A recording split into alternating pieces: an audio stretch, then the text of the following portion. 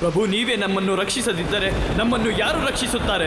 ಅವನು ಮೃತ್ಯುವಿನಿಂದಲೇ ವಿಜಯ ಸಾಧಿಸಿದವನು.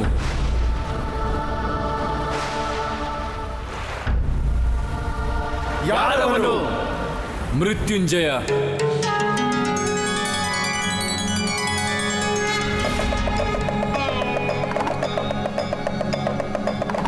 ಸೃಷ್ಟಿಯಲ್ಲಿ ಅವನೊಬ್ಬನೇ ಕರುಣಾವತಾರಿ. ಕೈಯಲ್ಲಿ ಡಮರುಗ ಹಿಡಿದವನು ತನ್ನ ಡಮರುಗವನ್ನು ಬಡಿಯುತ್ತಲೇ ಈ ಸೃಷ್ಟಿಯ ಸಂಚಲನದ ಮೇಲೂ ದೃಷ್ಟಿ ಇರಿಸಿದವನು.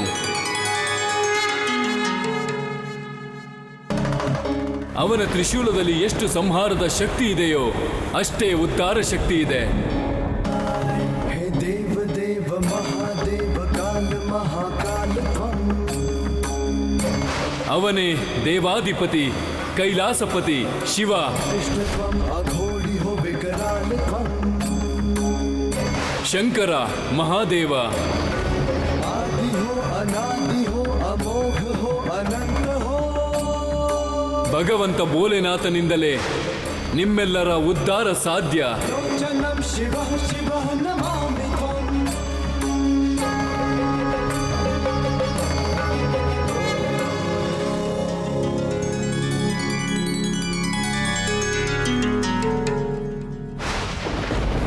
ಇನ್ನೊಂದು ಮೋಸ ವಿಷ್ಣುವಿನಿಂದ. ಎಲ್ಲರನ್ನು ಮಹಾದೇವನ ಬಳಿ ಕಳಿಸುತ್ತಿದ್ದಾನೆ. ಒಂದು ಕ್ಷಣಕ್ಕೆ ಅವನ ಮಾತುಗಳಿಂದ ಭಗವಂತ ಕಂಸನೇ ಆಶ್ಚರ್ಯಪಡುತ್ತಾನೆ. ಆ ಮಾಯೆಯ ಮಾತನ್ನು ಈ ಮೂರ್ಖರು ಹೇಗೆ ಅರಿಯುತ್ತಾರೆ? ಆದರೂ ಪರಿಸ್ಥಿತಿ ಹೀಗಿದೆ. ಮುಂದಾಗುವ ಘಟನೆಗಳನ್ನು ಆಲೋಕಿಸಲೇಬೇಕು.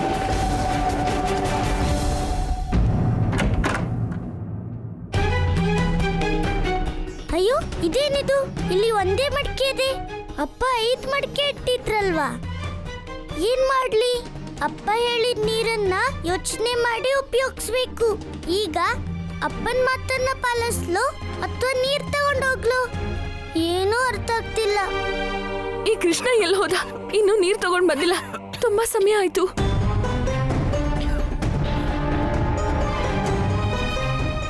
ಕಂದ, ಬೇಗ ಬಾ. ಕಂದ, ನೀರ್ ಎಲ್ಲಿ ಕಂದ? ಅಮ್ಮ, ನಾನಂತೂ ನೀರ್ ತರ್ಲೇ ಇಲ್ಲ. ಯಾಕೆ ತರ್ಲಿಲ್ಲ ನೀನ್ ನೀರು? ನಿಮ್ಮ ಅಪ್ಪನಿಗೆ ಏನ್ ಕೊಡ್ಲಿ? ಅಮ್ಮ, ಅಲ್ಲಿ ನೀರು ಬರೀ ಒಂದೇ ಮಡಿಕೆಲಿತ್ತು, ಅದಕ್ಕಾಗಿ ತರ್ಲಿಲ್ಲ ಅಮ್ಮ. ಅಪ್ಪನ ಮಾತು ನೆನ್ಪಾಯ್ತು. ನಿನ್ನ ಹತ್ರ ಹೇಳಿದ್ರಲ್ಲ ನೀರನ್ನ ಉಳಿಸ್ಕೊಂಡು ಉಪಯೋಗಿಸ್ಬೇಕು ಅಂತ, ಅದಕ್ಕಾಗಿ ತರ್ಲಿಲ್ಲ ಅಮ್ಮ. ನಾನ್ ತರ್ಲಿಲ್ಲ ಅಂದ್ರೆ ನೀರಿರತ್ತೆ, ಅಸ್ವಸ್ಥ ಆಗಿರೋರ್ಗೆ ನೀರ್ ಸಿಗುತ್ತೆ. ಎಂತಹ ಅಜ್ಞಾನಿ ಪುತ್ರ ನೀವನು. ಮೌಲ್ಯಗಳ ಜ್ಞಾನವಿಲ್ಲ, ಸ್ಥಿತಿಯ ಗಂಭೀರತೆ ಅರಿತಿಲ್ಲ. ಇರಲಿ, ನಾನು ತಿಳಿಸುತ್ತೇನೆ.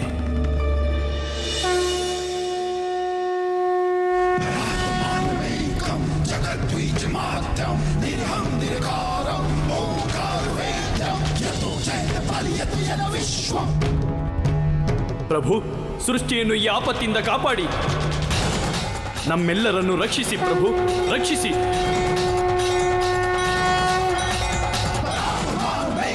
ನಮ್ಮನ್ನು ಕಾಪಾಡಿ ಮಹಾದೇವ, ನಮ್ಮನ್ನು ಕಾಪಾಡಿ.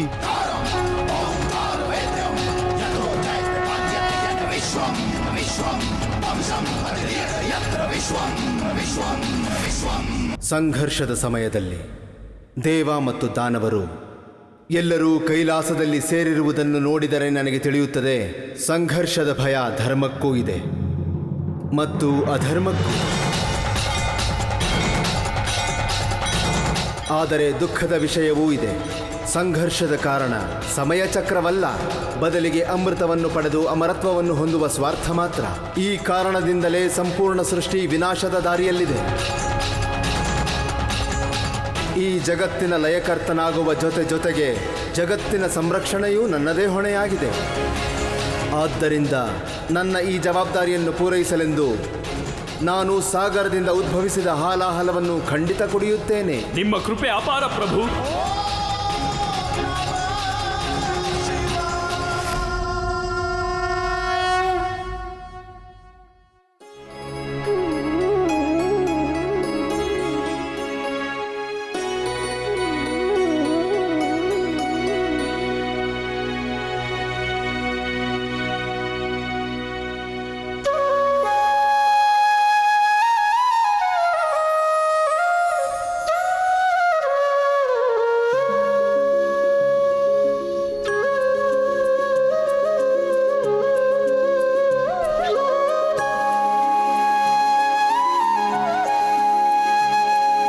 ಇದು ರಾಗ ಮಲ್ಹಾರ, ಮಳೆ ಸುರಿಸುವ ರಾಗ.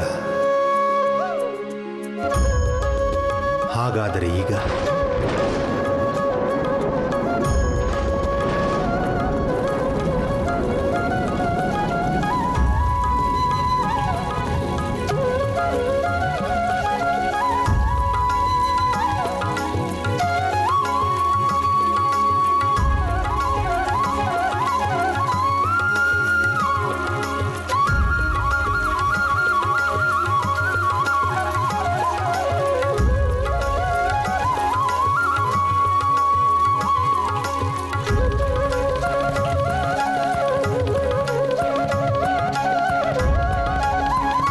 ಹೇ ವರುಣದೇವ, ನಿನ್ನ ಮಹಿಮೆ ಅಪಾರ. ಮೊದಲು ಈ ಮಳೆ ನೀರನ್ನ ನಾನು ಹೊಟ್ಟೆ ತುಂಬಾ ಕುಡಿತೀನಿ. ನಂದರಾಜ, ಆ ದೇವರ ಕೃಪೆ ಮತ್ತೆ ಜನರ ಪ್ರಸನ್ನತೆಯನ್ನು ನೋಡಿ ಮನಸ್ಸಿಗೆ ಸಂತೋಷ ಆಗ್ತಿದೆ. ಅದಕ್ಕೆ ಹೇಳೋದಲ್ವಾ, ಭಗವಂತ ನಿಧಾನ ಕೊಟ್ಟರು ಕೊಟ್ಟೇ ಕೊಡ್ತಾನೆ. ಆದ್ರೆ ದೇವರಲ್ಲಿ ನಂಬಿಕೆ ಕಳ್ಕೋಬಾರ್ದು. ಸತ್ಯವಾಗ್ಲು.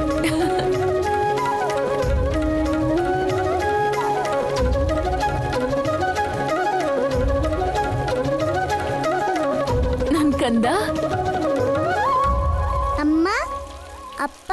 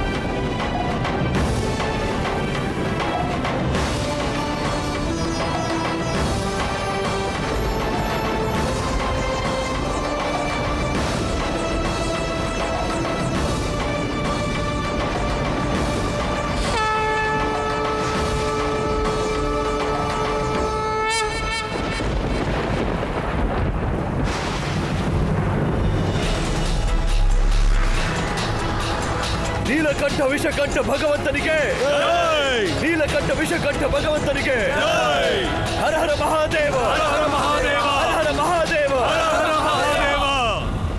ಸೃಷ್ಟಿಯನ್ನು ವಿನಾಶದಿಂದ ರಕ್ಷಿಸಿದ ನಿನಗೆ ಕೋಟಿ ಕೋಟಿ ಧನ್ಯವಾದ ಪ್ರಭು. ನಾರಾಯಣ, ನನ್ನ ಆರಾಧ್ಯ ಪ್ರಭು, ಇಂತಹ ಪರಿಸ್ಥಿತಿ ಇನ್ನೆಂದಿಗೂ ಬಾರದೇ ಇರಲಿ ಎಂದು ಬಯಸುತ್ತೇನೆ.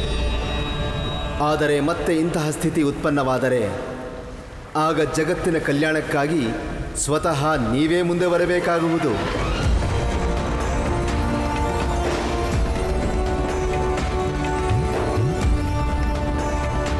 ಅವಶ್ಯ ಪ್ರಭು, ನಾನು ನಿನಗೆ ವಚನ ನೀಡುತ್ತೇನೆ.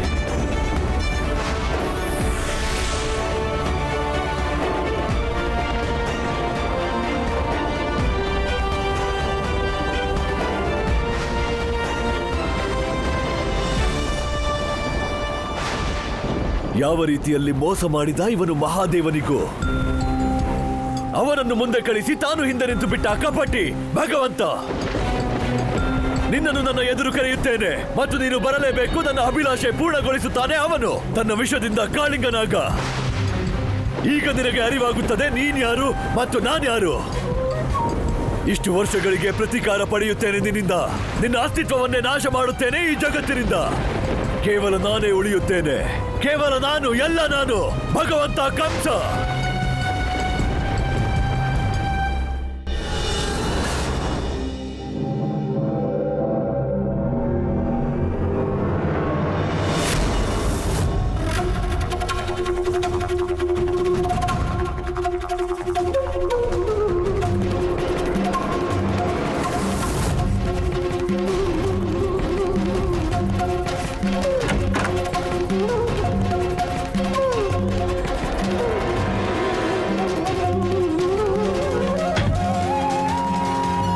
ನನ್ಗಂತೂ ಅನಿಸ್ತಿದೆ ಈ ತಾತನೇ ಏನೋ ಮಾಡ್ತಿದ್ದಾರೆ.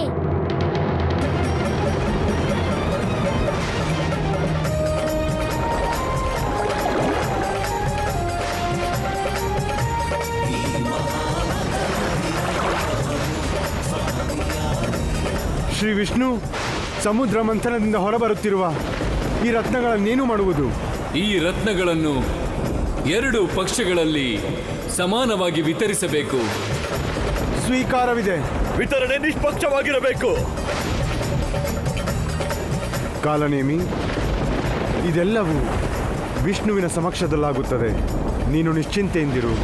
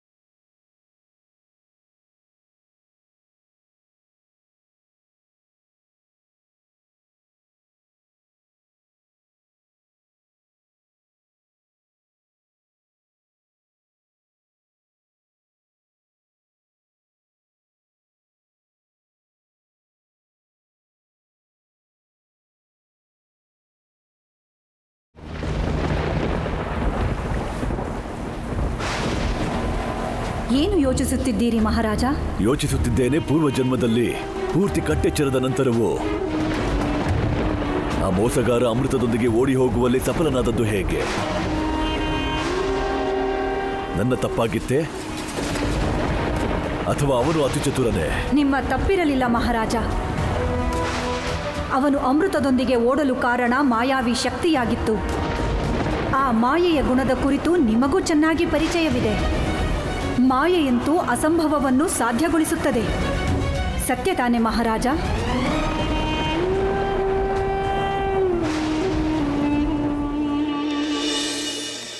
ಕೃಷ್ಣ, ನೀನ್ ಇದೇನ್ ಮಾಡ್ತಿದ್ಯಾ?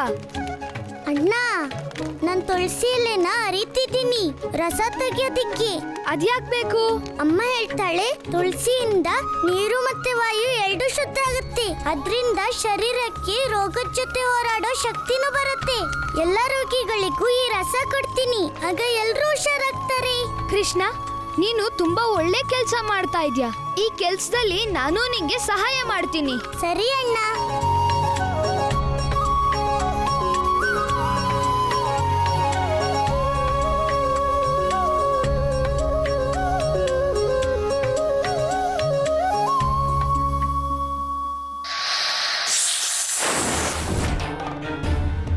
ಈಗ ಯಾವ್ದಾರೆ ನೋಡ್ಕೋದು? ಅದ್ರಿಂದ ಅಮ್ಮ ನಾನೇನು ಮುರಿಬಾರ್ದು. ಗೋಕುಲದ ಅಪಾಯನೂ ದೂರ ಆಗ್ಬೇಕು. ಏನ್ ಮಾಡ್ಬೇಕು ಅಂತ ಅರ್ಥನೇ ಆಗ್ತಿಲ್ವಲ್ಲ. ಕಳ್ಳ ಕಳ್ಳ ಹಿಡೀರಿ ಅವನ್ನ, ಕಳ್ಳ ಕಳ್ಳ ಹಿಡೀರಿ ಅವನ್ನ.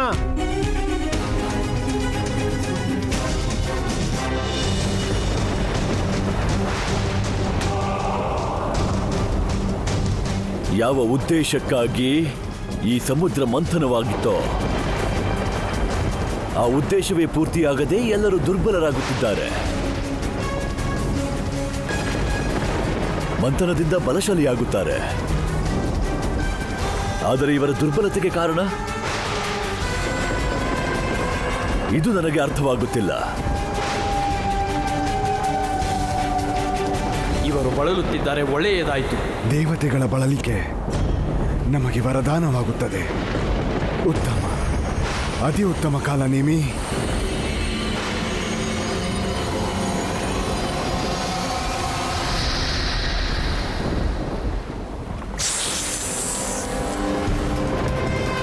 ಅಸುರರ ಬಳಲಿಕೆಯ ಕಾರಣ ನನಗೆ ಅರ್ಥವಾಯಿತು ಕೇಶಿನಿ. ವಿಷ್ಣು ಪೂರ್ತಿ ಯೋಚಿಸಿ ಅಸುರರಿಗೆ ವಾಸುಕಿ ನಾಗನ ಮುಖದ ಭಾಗ ಕೊಡಿಸಿದ್ದಾನೆ. ಆಗ ಅವರು ಅವನ ವಿಷದಿಂದ ಶಕ್ತಿಹೀನರಾಗುತ್ತಾರೆ.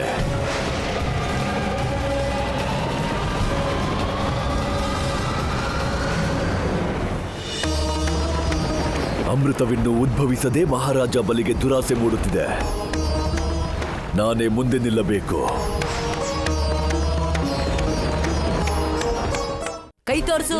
ನಿನ್ ಕೈ ತೋರ್ಸು. ತೆಗೆಯಲ್ಲ. ತೋರ್ಸು. ಏನಿದೆ? ನಾನು ತೆಗೆಯೋದಿಲ್ಲ. ಕೈ ತೋರ್ಸು.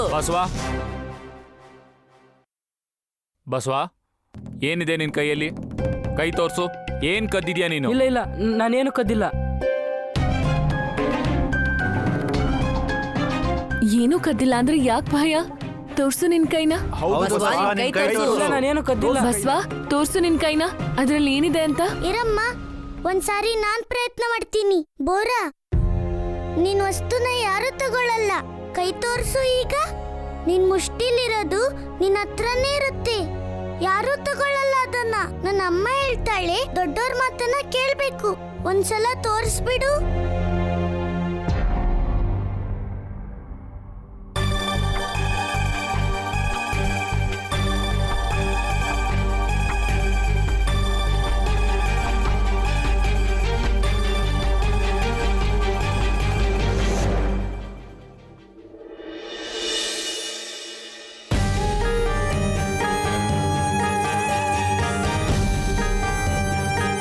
ನಾನು ಇದನ್ನೇ ಕದ್ದಿದ್ದು ನಮ್ಮ ಅಮ್ಮನಿಗೋಸ್ಕರ.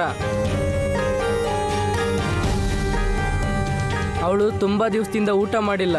ಅವಳು ಏನಾದರೂ ಸತ್ತು ಹೋದರೆ ನಾನು ಅನಾಥನಾಗ್ತೀನಿ. ಅದಕ್ಕೆ ನಾನು ಕದ್ದಿದ್ದು.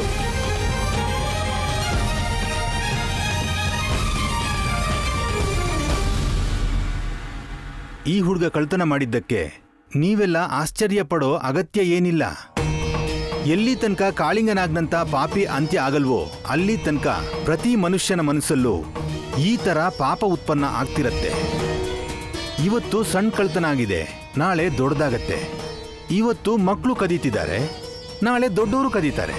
ಇಂಥ ಪಾಪದ ಕೆಲಸಗಳು ಇನ್ನೂ ನಿಲ್ಲೋದಿಲ್ಲ. ನಿಲ್ಲಿಸಬಹುದು. ಅದಕ್ಕಾಗಿ ನಿಮ್ಮ ಮಧ್ಯದಿಂದ ಯಾರಾದರೂ ಮುಂದೆ ಬರಬೇಕು, ಬಂದು ಆ ಪಾಪಿಗೆ ಅಂತ್ಯ ಹಾಡಬೇಕು. ಆದ್ರೆ ಇಲ್ಲಿ ಅಂತಹ ವೀರ ಯಾರೂ ಕಾಣಿಸ್ತಿಲ್ವಲ್ಲ.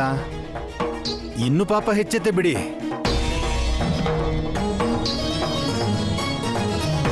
ಮಹಾರಾಜ, ಬನ್ನಿ.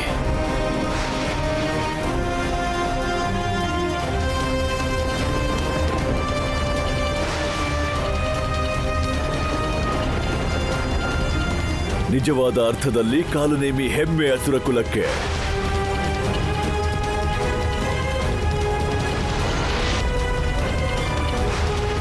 ನನ್ನ ಕೈಯಿಂದ ಈ ಹಿಡಿತ ತಪ್ಪುತ್ತಿದೆ. ನಾನು ಅಂತಿಮ ಕ್ಷಣದವರೆಗೆ ಮತಿಸುತ್ತೇನೆ, ಕೈ ಬಿಡುವುದಿಲ್ಲ.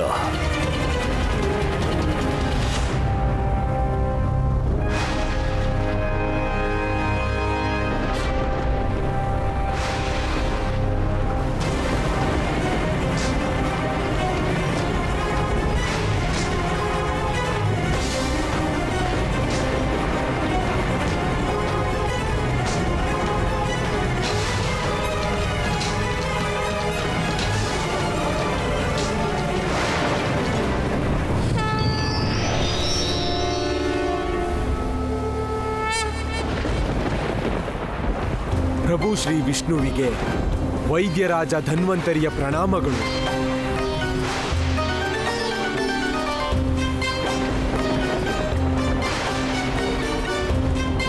ಜೀವನದ ಸತ್ವ ಅಮೃತದೊಂದಿಗೆ ನಿಮ್ಮೆದುರು ಉಪಸ್ಥಿತನಿದ್ದೇನೆ.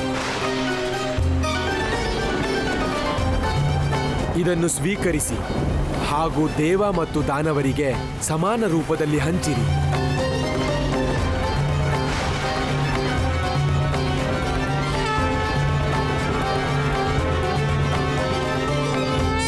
ಅಪ್ಪ, ಬೋರಾ ಮಾಡಿದ್ದು ಪಾಪ ಅಲ್ಲ, ಬದಲಾಗಿ ಪ್ರೀತಿ. ಮಗನಿಗೆ ಅವನ ಅಮ್ಮನ ಮೇಲಿರೋ ಪ್ರೀತಿ. ಜಗತ್ತಿಗೆ ಇವತ್ತು ಪ್ರೀತಿ ಅಂದ್ರೆ ಏನು ಅಂತ ಉದಾಹರಣೆ ಸಿಕ್ಕಿದೆ. ಅದಕ್ಕೆ ಯಾರನ್ನಾದ್ರೂ ಅಪರಾಧಿ ಅನ್ನೋದಕ್ಕೂ ಮೊದಲು ಅವ್ರ ಕೆಲಸ ನೋಡೋದ್ರ ಜೊತೆ ಅವ್ರ ಮನ್ಸನ್ನು ಅರ್ಥ ಮಾಡ್ಕೋಬೇಕು. ಹಾ, ಕೃಷ್ಣ ಸರಿಯಾಗಿ ಹೇಳ್ತಾ ಇದ್ದಾನೆ. ಹೌದು ಬೋರಾ, ನೀನೇನು ಚಿಂತೆ ಮಾಡ್ಬೇಡ. ನಿಮ್ಮಮ್ಮನು ಬೇಗನೆ ಹುಷಾರಾಗ್ತಾರೆ. ಕೊಡು ತಿಂಡಿ, ನನ್ ಕೊಡು, ನಾನೇ ಅವ್ರಿಗೆ ತಿನ್ನಿಸ್ತೀನಿ. ನೋಡ್ತಿರು, ಬೇಗ ಅವ್ರಿಗೆ ಹೊಟ್ಟೆ ತುಂಬುತ್ತೆ. ಆಮೇಲೆ ಹೇಳ್ತಾರೆ, ಕೃಷ್ಣ ಸಾಕು ಸಾಕು. ಎಲ್ಲಿ ಕೊಡು.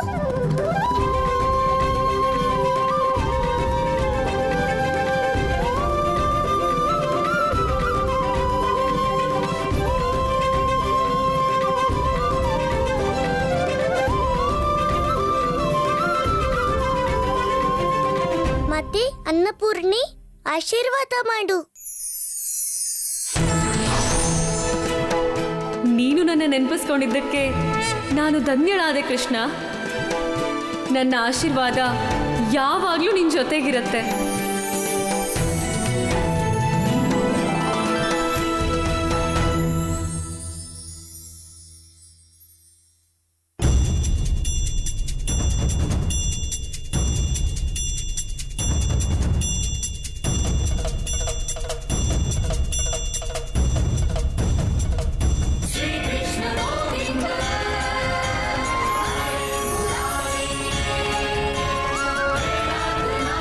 ಇನ್ನು ಸಾಕು ಕೃಷ್ಣ, ಹೊಟ್ಟೆ ತುಂಬೋಯ್ತು. ಅಯ್ಯೋ, ಕೇವಲ 2 ಕಾಳಿಗೆ. ನನ್ನ ಅಮ್ಮ ಹೇಳ್ತಿರ್ತಾಳೆ, 2 ಕಾಳಿಗೆ ಅಕ್ಕಿಗಳ ಹೊಟ್ಟೆನೂ ತುಂಬಲ್ಲ ಅಂತ. ಪ್ರೀತಿಯಿಂದ ಒಂದಗಳು ಕೊಟ್ಟರು ಸಾಕು ಕೃಷ್ಣ. ಬನ್ನಿ, ನಾನ್ ನಿಮಗೆ ಊಟ ಮಾಡಿಸ್ತೇನೆ. ಎಂತಹ ಲೀಲೆ ಕೃಷ್ಣನದ್ದು. ಅನ್ನದ 4 ಅಗುಳಲ್ಲೇ ಈ ಹೆಂಗಸಿನ ಹಸಿವು ನೀಗಿಸಿಬಿಟ್ಟ.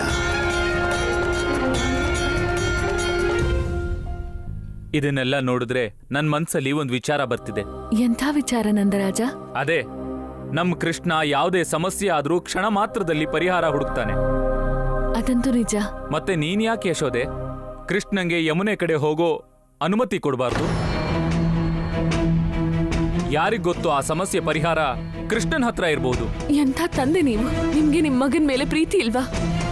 ಯಾವ ಸಮಸ್ಯೆಗೆ ದೊಡ್ಡವರಿಗೂ ಪರಿಹಾರ ಗೊತ್ತಾಗ್ತಿಲ್ವೋ ಅಂಥ ಸಮಸ್ಯೆಗೆ ಸಮಾಧಾನನ ಒಬ್ಬ ಪುಟ್ಟ ಬಾಲಕ ಹೇಗೆ ಹುಡ್ಕೋಕ್ ಸಾಧ್ಯ? ನಂದರಾಜ, ಮತ್ತೆ ಹೀಗೆ ಮಾತಾಡಬೇಡಿ ನೀವು. ನನಗೆಲ್ಲ ಗೊತ್ತಿದ್ದು ನಾನು ನನ್ನ ಪುತ್ರನ ಸಾವಿನ ಬಾಯಿಗೆ ತಳ್ಳೋಕ್ ಸಾಧ್ಯ ಇಲ್ಲ.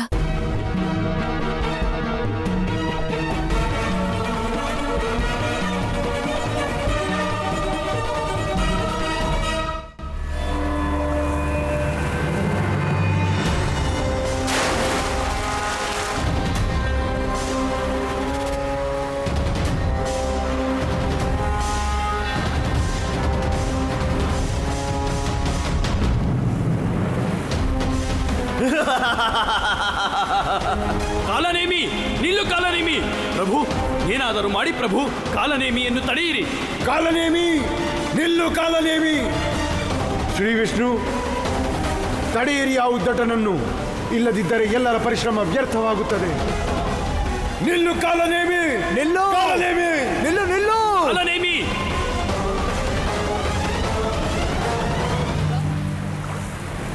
ನಿಲ್ಲು ಕಾಲನೇಮಿ!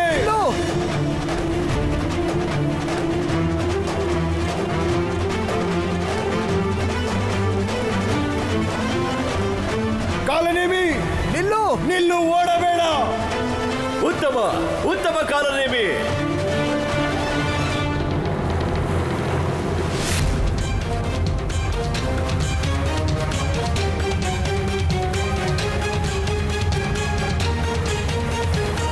ನಿಲ್ಲು ಕಾಲನೇಮಿ, ಇದು ವಿಶ್ವಾಸಘಾತ. ನಿಲ್ಲು.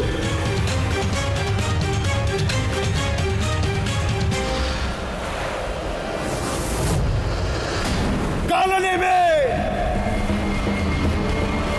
ಕಾಲನೇಮಿ, ಈ ಅಮೃತವನ್ನು ನಮಗೆ ಕೊಡು. ಅಮೃತವನ್ನು ನಮಗೆ ಕೊಡು, ನನ್ನ ಮಾತು ಕೇಳು.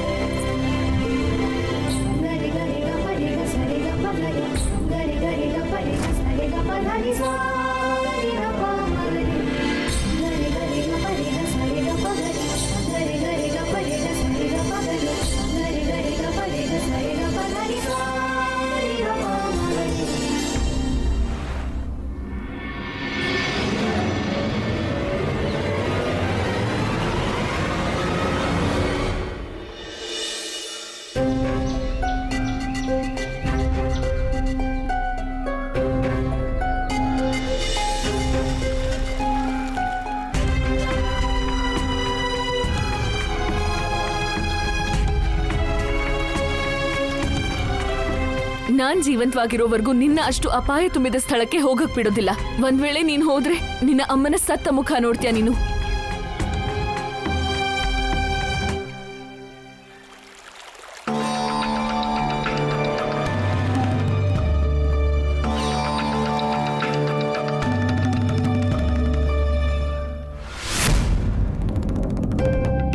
ಅಯ್ಯೋ, ಇವ್ರು ಯಮುನೆ ಕಡೆ ಯಾಕೆ ಹೋಗ್ತಿದ್ದಾರೆ? ಅಯ್ಯೋ ತಾತ, ನಿಂತ್ಕೊಳ್ಳಿ ತಾತ, ದಯವಿಟ್ಟು ನಿಂತ್ಕೊಳ್ಳಿ.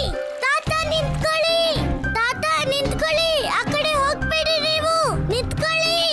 ತಾತ, ಅಲ್ಲಿ ತೊಂದ್ರೆ ಇದೆ. ತಾತ, ತಾತ ಅಂತೂ ಕೇಳಿಸ್ಕೊತಾನೆ ಇಲ್ಲ. ಏನ್ ಮಾಡ್ಲಿ? ಹೇಗೆ ಅವ್ರನ್ನ ತಡಿಲಿ? ನಾನು ಆ ಕಡೆ ಹೋಗಕ್ಕೂ ಆಗಲ್ಲ. ನನ್ನ ಅಮ್ಮನ್ಗೆ ಭಾಷೆ ಕೊಟ್ಟಿದ್ದೀನಿ, ಆದ್ರೆ ಈಗ ಹೋಗ್ಲೇಬೇಕು, ಇಲ್ದಿದ್ರೆ ಅಪಾಯ ಆಗ್ಬಿಡತ್ತೆ. ತಾತ, ತಾತ ನಿಂತ್ಕೊಳ್ಳಿ ತಾತ, ತಾತ. ನನ್ನ ಯೋಜನೆ ಸಫಲವಾಯಿತು. ಕೃಷ್ಣನ ಪರೀಕ್ಷೆಯ ಅಂತಿಮ ಸಮಯ ಬಂದಾಗಿದೆ. ಇತ್ತ ತಾಯಿಗೆ ನೀಡಿದ ಅವನ ವಚನವೂ ಮುರಿಯುತ್ತದೆ. ಜೊತೆಗೆ ಕಾಳಿಂಗನಾಗನನ್ನು ಎದುರಿಸಬೇಕಾಗುತ್ತದೆ. ಸುಂದರ, ಅತಿ ಸುಂದರ, ಯಾರು ನೀನು?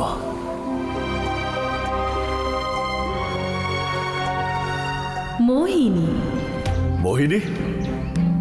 ಸತ್ಯವೇ? ಹೃದಯವನ್ನೇ ಮೋಹಿಸುವ ಮೋಹಿನಿಯೇ ನೀನು. ಅದ್ಭುತ. ಅಂದರೆ ಇವಳೇ ವಿಷ್ಣು, ಅಂದರೆ ಮೋಹಿನಿ. ನೀವು ವಿಚಲಿತರಾದಂತಿದೆ. ನಾನು ನಿಮಗೆ ಸಹಾಯ ಮಾಡಲೇ? ಯಾವ ರೀತಿಯಲ್ಲಿ? ನಿಮ್ಮ ಕೈಯಲ್ಲಿರುವ ಅಮೃತವನ್ನು ನಾನು ವಿತರಿಸಿಕೊಡಲೇ? ವಿಷ್ಣು ಅವನು. ಕಾಲನೇಮಿ, ದೂರ ಹೋಗು, ಹೋಗು ಅಲ್ಲಿಂದ. ಇಲ್ಲ, ಸಾಧ್ಯವಿಲ್ಲ. ಇದನ್ನು ನೀವಲ್ಲ, ನಿಮ್ಮೊಂದಿಗೆ ನಡೆದ ವ್ಯವಹಾರಗಳು ಮಾತನಾಡುತ್ತಿವೆ. ನನಗೆ ತಿಳಿದಿದೆ, ಎಲ್ಲ ಅಸುರರಿಗೆ ಮೊದಲಿನಿಂದಲೂ ಮೋಸವಾಗುತ್ತಾ ಬಂದಿದೆ. ಆದ್ದರಿಂದಲೇ ಅವಿಶ್ವಾಸ ಸ್ವಾಭಾವಿಕವಾಗಿದೆ. ಆದರೆ ವಿಶ್ವಾಸವು ಅನಿವಾರ್ಯ ತಾನೇ ನನ್ನ ಮೇಲೆ? ಹಾ, ನೀವು ನನ್ನ ಮೇಲೆ ವಿಶ್ವಾಸವಿಡಬಹುದು. ನಾನು ಈ ಅಮೃತವನ್ನು ಸರಿಯಾಗಿ ವಿತರಿಸುತ್ತೇನೆ. ಹಾ ದೇವಿ, ನಮಗೆ ಒಪ್ಪಿಗೆ ಇದೆ. ನಮಗೂ ಯಾವ ಅಭ್ಯಂತರವಿಲ್ಲ. ಆದರೆ ಇದು ಸಾಧ್ಯವಾಗುವುದು ನಿಮಗೆ ಸ್ವೀಕಾರವಿದ್ದಲ್ಲಿ ಮಾತ್ರ.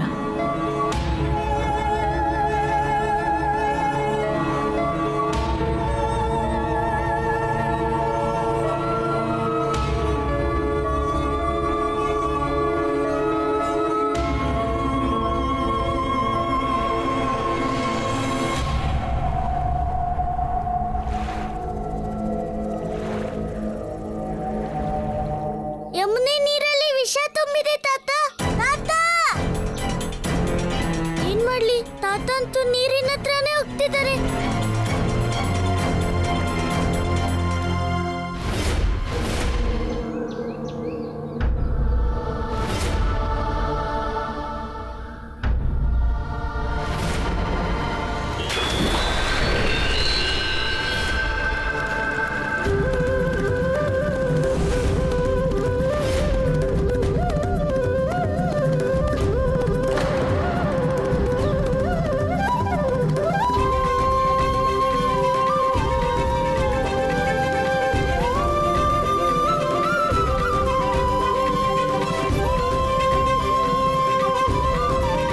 ಕೃಷ್ಣ ಚಮತ್ಕಾರವನ್ನೇ ಮಾಡಿದ್ದಾನೆ.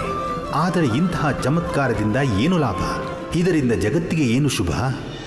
ಪ್ರಭು, ಕೃಷ್ಣ ಯಾವ ಕ್ಷಣದ ಪ್ರತೀಕ್ಷೆಯಲ್ಲಿದ್ದಾನೆ? ಉಚಿತ ಕ್ಷಣಕ್ಕೆ ದೇವಿ. ಅರ್ಥಾತ್ ಎಂದು ಉಚಿತ ಸಮಯ ದೊರೆಯದೆ ಈ ಜಗತ್ತಿನಲ್ಲಿ ಏನೂ ಘಟಿಸುವುದಿಲ್ಲ. ಮನುಷ್ಯರಿಗೂ ಅವರ ಪರಿಶ್ರಮಕ್ಕೆ ಸತ್ವ ನೀಡುವ ಫಲ ದೊರೆಯುವುದಿಲ್ಲ. ಜೊತೆಗೆ ಅವರ ಪ್ರಾರ್ಥನೆಗಳಿಗೂ ಪ್ರತ್ಯುತ್ತರ ದೊರೆಯುವುದಿಲ್ಲ. ಆದರೆ ಈ ಕಾರಣದಿಂದ ಮನುಷ್ಯರಲ್ಲಿ ನಿರಾಸೆ ಹೆಚ್ಚುತ್ತದೆ ಪ್ರಭು. ದೇವಿ, ನಿರಾಸೆಯಲ್ಲಿಯೇ ಆಸೆ ಅಡಗಿರುತ್ತದೆ.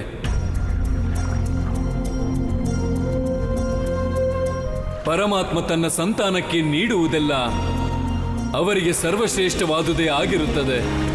ಆದರೆ ಅವರ ಇಚ್ಛೆ ಇರುವುದನ್ನಲ್ಲ.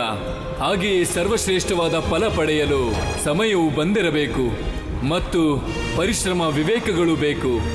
ನೀವು ಸತ್ಯ ಹೇಳಿದ್ದೀರಿ ಪ್ರಭು. ದೇವಿ,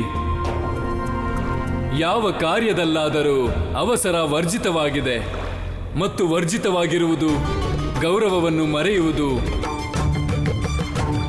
ವಿಧಾತನಿಗೂ ಕೂಡ ಮನುಷ್ಯನಿಗೂ ಸಹ. ಆದ್ದರಿಂದಲೇ ಗೌರವವನ್ನು ಗಮನದಲ್ಲಿಟ್ಟೆ ಕೆಟ್ಟದ್ದರ ಮೇಲೆ ಒಳ್ಳೆಯತನದ ಗೆಲುವಿನ ಸಂಕಲ್ಪ ಮಾಡಬೇಕು. ಗೌರವವನ್ನು ಮರೆಯಬಾರದು. ಮತ್ತು ನಂದಪುತ್ರನು ಸಹ ಇದೇ ದಾರಿಯಲ್ಲಿ ನಡೆಯುತ್ತಿದ್ದಾನೆ.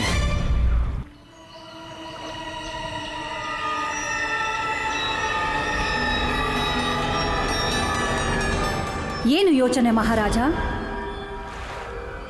ಏನಿಲ್ಲ. ಸೌಂದರ್ಯದ ಗಣಿ ಅಲ್ಲವೇ ಮೋಹಿನಿ? ಅವಳ ಸೌಂದರ್ಯವನ್ನಲ್ಲ, ಅವಳ ಹಿಂದೆ ಅಡಗಿರುವ ಕುರೂಪ ಮತ್ತು ಷಡ್ಯಂತ್ರದ ಆಪತ್ತನ್ನು ನೋಡಲು ಪ್ರಯತ್ನ ಮಾಡುತ್ತಿದ್ದೇನೆ. ನನಗೆ ಅರ್ಥವಾಗಲಿಲ್ಲ ಮಹಾರಾಜ. ತಮ್ಮ ಸಾಮರ್ಥ್ಯಕ್ಕಾಗಿ ಇಷ್ಟೊಂದು ನೀಚತನ, ಇದು ವಿಷ್ಣುವಿಗೆ ಸಾಧ್ಯ. ಕೃಷ್ಣ, ಕೃಷ್ಣ, ಹಾ ತಾತ. ಇಲ್ಬಾ. ಇಲ್ಲ, ನಾನ್ ಬರಕ್ಕಾಗಲ್ಲ. ನೀವೇ ಬನ್ನಿ. ಇವನ್ನ ಬಿಟ್ಟು ಬರೋದು ಹೇಗೆ? ಬಲರಾಮ ಉಳ್ದವ್ರೆಲ್ಲ ಅಲ್ಲಿದ್ದಾರೆ, ಅವರು ನೋಡ್ಕೋತಾರೆ. ಕೃಷ್ಣ, ನೀನ್ ಹೋಗು. ಏನು ಅಂತ ಕೇಳ್ಕೊಂಡು ಬಾ. ಅಲ್ಲೆಲ್ಲೆಲ್ಲೆಲ್ಲೆ ಯಾಕೆ ಅಳ್ತಿದ್ಯಾ? ಅಲ್ಲೆಲ್ಲೆಲ್ಲೆಲ್ಲೆ ಅಳ್ಬೇಡ. ಏನಾಯ್ತು? ನನ್ ಜೊತೆ ಬಾ ಕೃಷ್ಣ. ಎಲ್ಲಿಗೆ? ಯಮುನೆ ತೀರಕ್ಕೆ. ಇಲ್ಲ ಇಲ್ಲ, ನಾನು ಅಲ್ಲಿಗೆ ಬರಕ್ಕಾಗಲ್ಲ. ಯಾಕೆ? ಅನುಮತಿ ಇಲ್ದೆ ನಾನು ಅಲ್ಲೋದ್ರೆ ಅಮ್ಮ ಮತ್ತೆ ನನ್ನ ಕೊಳ್ಳಿಲ್ ಕೂಡಾಕ್ತಾಳೆ. ಕೃಷ್ಣ, ಒಂದ್ ಮಾತ್ ಕೇಳ. ಯಮುನೆ ಹತ್ರ ಹೋಗೋದ್ ಬಿಟ್ಟು ಬೇರೆ ಏನಾದ್ರೂ ಹೇಳಿ, ಒಪ್ಕೋತೀನಿ. ನಿನ್ಗೆ ಗೋಕುಲದ ಜನರಿಗೆ ಸಹಾಯ ಮಾಡೋ ಆಸೆ ಇದ್ಯೋ ಇಲ್ವೋ? ಆಸೆ ಇದೆ ತಾತ, ತುಂಬಾ ಆಸೆ ಇದೆ. ಹಾಗಾದ್ರೆ ನೀನು ನನ್ ಜೊತೆ ಅಲ್ಲಿಗೆ ಬರ್ಲೇಬೇಕು. ಅಲ್ಲಿಗೆ ಹೋಗದೆ ಇದ್ರೆ ನೀನ್ ಯಾರಿಗೂ ಸಹಾಯ ಮಾಡಕ್ಕಾಗಲ್ಲ. ನದಿ ದಾಟ್ಬೇಕು ಅಂದ್ರೆ ನದಿಗೆ ಇಳಿಲೇಬೇಕು, ಈಜ್ಲೇಬೇಕು. ನದಿ ತೀರದಲ್ಲೇ ಕೂತಿದ್ರೆ ನದಿ ದಾಟಕ್ಕಾಗಲ್ಲ. ಗೊತ್ತಿದೆ, ನನ್ನಮ್ಮ ಹೇಳ್ತಾಳೆ, ಸಮಸ್ಯೆಗೆ ದಾರಿ ಸಮಸ್ಯೆ ಒಳಗೆ ಹೋಗ್ದಿ ಸಿಗೋದಿಲ್ಲ. ಇದೇ ಕಾರಣಕ್ಕೆ ನಾನ್ ನಿನ್ನ ಅಲ್ಲಿ ಕರಿತಿದ್ದೀನಿ. ಕಾಳಿಂಗ್ ನಾಗನನ್ನ ಎದುರಿಸದೇ ಇದ್ರೆ ನೀನು ಗೋಕುಲದ ಜನರನ್ನ ರಕ್ಷಿಸಕ್ಕಾಗಲ್ಲ.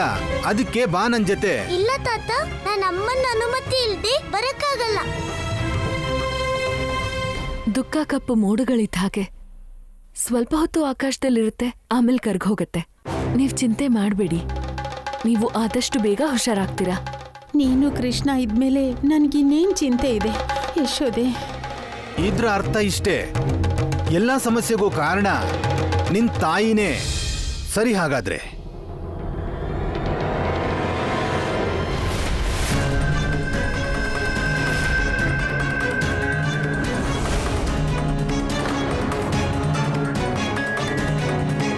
ಏನ್ ಮಾಡಿದ್ರಿ ನೀವು? ಜಗತ್ತಿಗೆ ಒಳ್ಳೇದಾಗೋ ದಾರಿಯಿಂದ ತಡೆನ ದೂರ ಮಾಡಿದೆ. ಈ ಜಗತ್ತಿಂದ ಅದರ ಅಸ್ತಿತ್ವನೇ ತೆಗೆದು ಹಾಕ್ದೆ. ಈಗ ನಿನ್ ತಾಯಿ ಯಶೋದೇನೂ ಇಲ್ಲ, ನೀನ್ ಅವಳಿಗೆ ಕೊಟ್ಟ ಮಾತೂ ಇಲ್ಲ. ಸ್ವತಂತ್ರನಾದೆ ನೀನು. ವಚನ, ಆಣೆ ಎಲ್ಲದ್ರಿಂದ.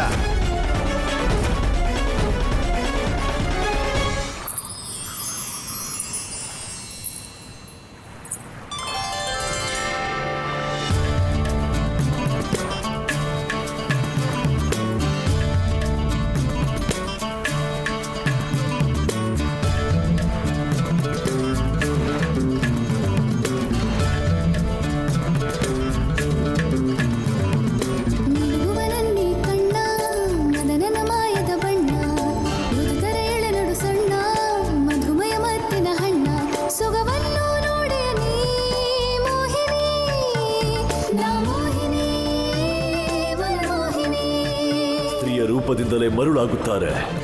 ಎಷ್ಟು ಮಂತ್ರಮುಗ್ಧರಾಗಿದ್ದಾರೆ ಎಲ್ಲ ಮೂರ್ಖರು. ಅರ್ಥವೇ ಆಗುತ್ತಿಲ್ಲ ಸ್ತ್ರೀ ಎಂದರೇನು. ಸ್ತ್ರೀ ಮಾಯೆಯ ರೂಪ, ಮಹಾ ಮಾಂತ್ರಿಕ ಮಾಯೆ, ಗುರಿಯಿಂದಲೇ ವಿಚಲಿತಗೊಳಿಸುತ್ತಾಳೆ.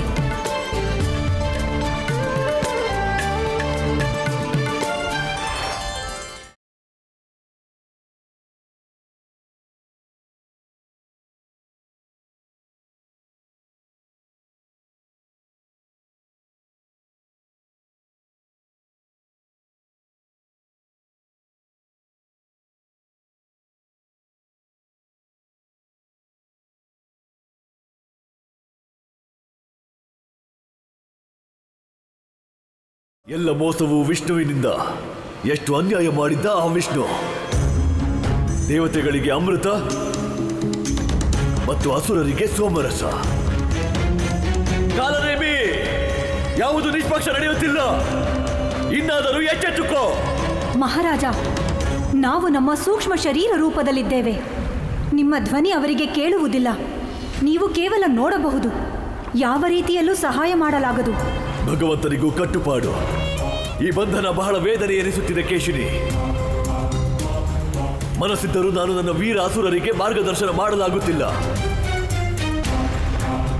ಭಗವಂತ ಕಂಸನ ಕಣ್ಮುಂದೆಯೇ ಘೋರ ಅನರ್ಥವಾಗುತ್ತಿದೆ ಕೇಶಿನಿ. ವಿಷ್ಣು, ನಿನ್ನ ಮೋಸದ ಕಾಲ ಮುಗಿಯುತ್ತಿದೆ. ಇನ್ನು ಕೆಲವೇ ಸಮಯದ ಮಾತು. ಆಗ ನೀನು ಇರುವುದಿಲ್ಲ, ನಿನ್ನ ಮಾಯೆಯು ಮತ್ತು ನಿನ್ನ ಮೋಸವು. ವಿಚಲಿತರಾಗಬೇಡಿ ಮಹಾರಾಜ.